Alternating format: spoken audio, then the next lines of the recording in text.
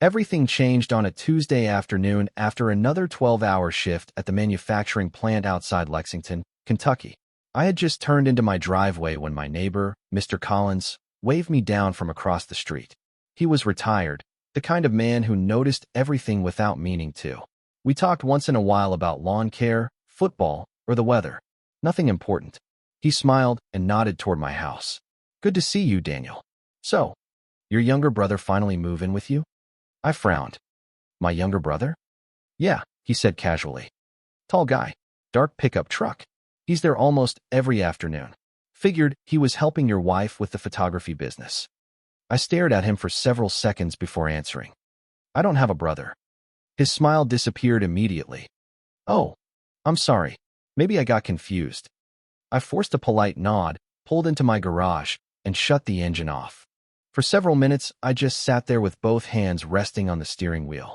11 years of marriage suddenly felt different. Every goodbye kiss from Abigail that morning. Every cheerful text telling me she hoped work was going well. Every "see you tonight" she'd sent over the past few months echoed inside my head with a meaning I had never questioned before. Without a single argument or accusation, my life had quietly crossed a line it would never come back from. When I walked into the house, Abigail was in the kitchen editing photos on her laptop. She smiled the same way she always did, walked over, kissed my cheek, and asked how work had been. I answered with the same routine response I had given hundreds of times. "Long day. Glad to be home." Nothing about her expression suggested guilt. If anything, she looked relaxed. That almost made Mr. Collins' question harder to process. For years I believed we had built an ordinary, dependable marriage. We lived just outside Lexington, where I worked maintenance at a manufacturing plant, usually 12-hour shifts that started before sunrise. Abigail had left her corporate marketing job 8 months earlier to launch a photography business from home. I supported the decision completely. My income covered the bills while she built her client list. Looking back, the changes had arrived quietly. She never left her phone unattended anymore. Every Tuesday and Thursday, our home security cameras mysteriously disconnected for an hour or two before reconnecting without explanation. She always blamed software updates or weak internet service. Packages arrived almost every day with photography equipment or client materials, yet I rarely saw anyone visit the house. Whenever I asked simple questions, she always had answers that sounded perfectly reasonable. At least, reasonable enough for a husband who wanted to believe them. That evening we ate dinner together, laughed about a television show, and planned our weekend like nothing had changed. Only one thing was different. For the first time in 11 years, I stopped listening to her explanations. I started listening to the facts instead. The neighbor's question never made me angry. It made me observant. There was a difference. Anger looks for immediate answers. Observation waits for patterns. The next morning, I kissed Abigail goodbye exactly as I always had, grabbed my lunchbox, and drove to work without mentioning a single word from the previous afternoon. She smiled, waved from the porch, and disappeared inside before I reached the end of the street. During my lunch break, I opened the app connected to our security cameras. Camera offline. I checked the time. 1:07 p.m. Exactly the same window when I was always halfway through my shift. 2 hours later the system came back online by itself. No alerts. No error report. Just another missing recording. That evening I casually asked whether the internet had gone down again.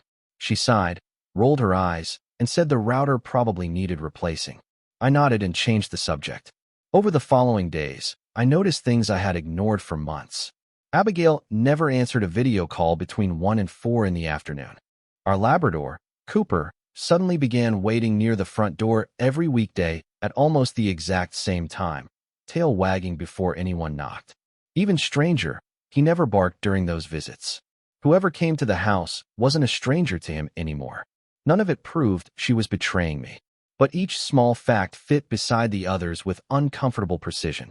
For the first time, coincidence stopped feeling like an explanation. It started feeling like an excuse I had been telling myself. That weekend I made a decision that surprised even me. I wasn't going to confront Abigail. Not yet. Every instinct told me to demand answers, search her phone, or accuse her of lying. Instead, I chose silence. If my marriage was already falling apart, shouting wasn't going to save it. Facts mattered more than emotions now. Something inside me shifted. I stopped trying to fix problems that might not even exist.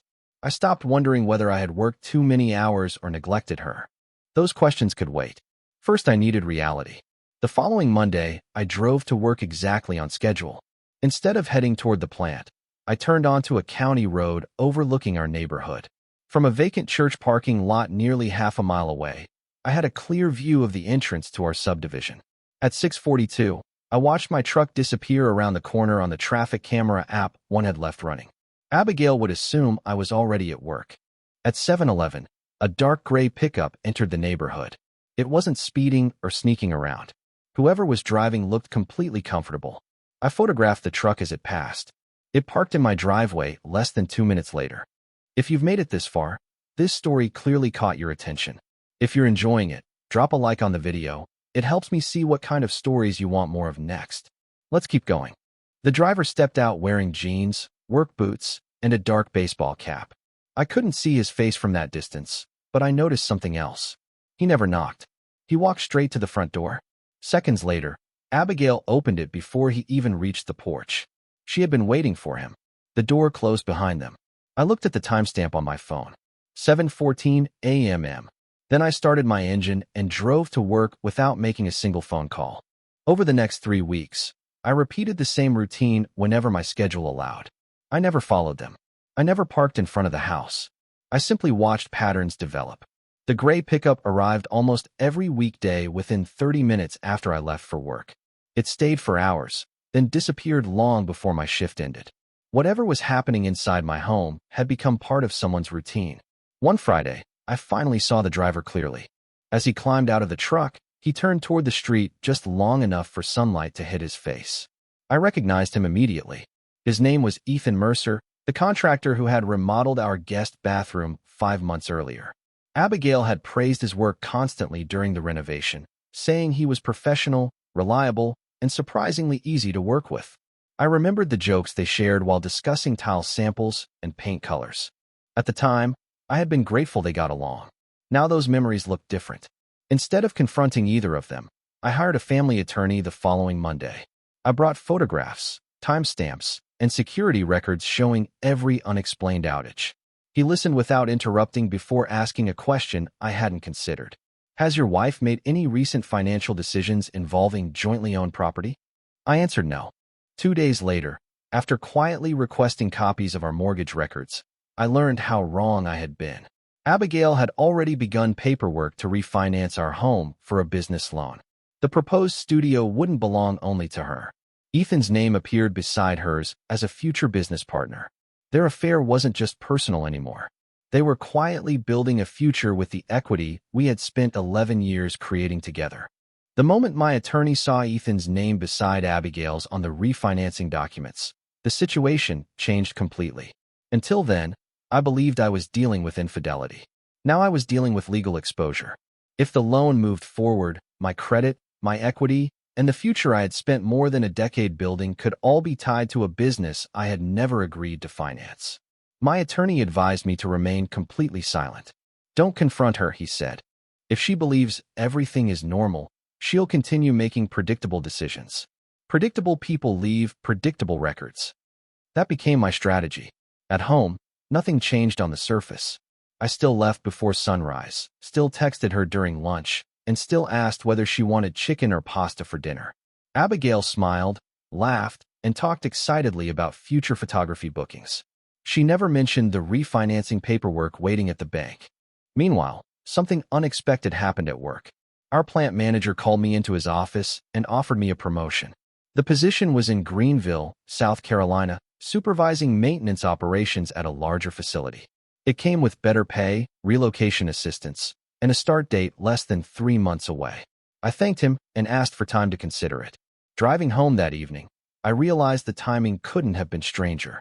While Abigail quietly planned a future with Ethan in Kentucky, another future had just opened for me hundreds of miles away. For the first time in weeks, I wasn't thinking about what I might lose. I was thinking about what I might finally leave behind. My attorney called 2 weeks later and told me the evidence was more than enough.